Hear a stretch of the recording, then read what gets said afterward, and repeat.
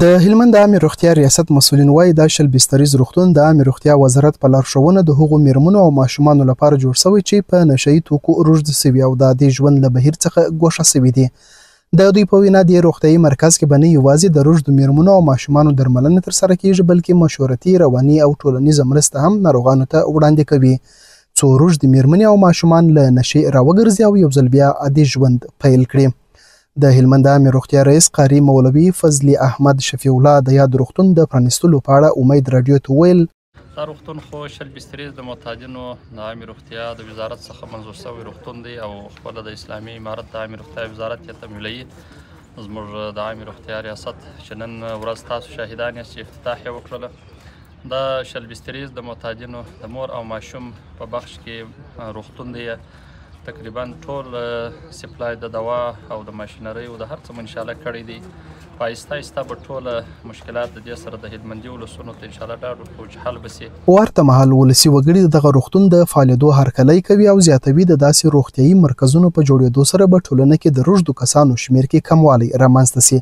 د هلمند اوسیدونکي آقا محمد همتیار او حمید الله امید راډیو سره خبرو کې زیاته کړه. او هلمند دپاره دا ډېر یو ښه اقدام دی خو چون دا کوچنی اقدام دی چې هر څونه په غټه سطحه باندې امکانات د امارت د مسؤلینو د مؤسساتو د همکارو مؤسساتو د چا په وس کې هغه باید دلته د محتاجینو لاسنیوی وکړي. دا ډېر مهم ګام دی په دې خاطر چې په هلمند کې زنانه محتاجین او ماشومان روږدي سوي وو په دې نشهیي توکو باندې.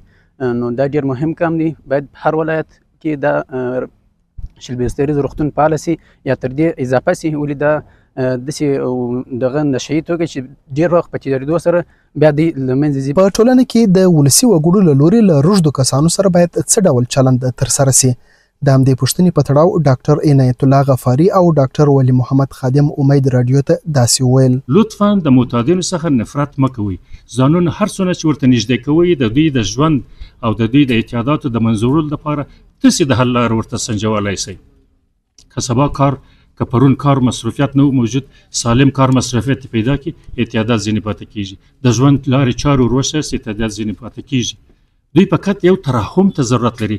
دوی هم اوس احساس کوي چې دوی مجرمین دي هر چا ته ځان نشي ولی ابو سوي دي کنټرول سوي دي او نو په دې خاطر باندې چې کم کسان چې په کورونو کې نشه کوي طبیعي خبره ده چې دغه ماشومان به هم ورسره اخته کیږي او دغه فامیلونه به هم ورسره اخته کیږي تر اندازې پورې.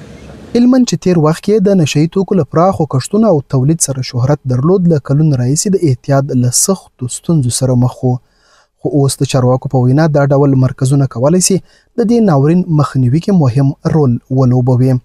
شاولي زیارمل امید راډیو هلمند.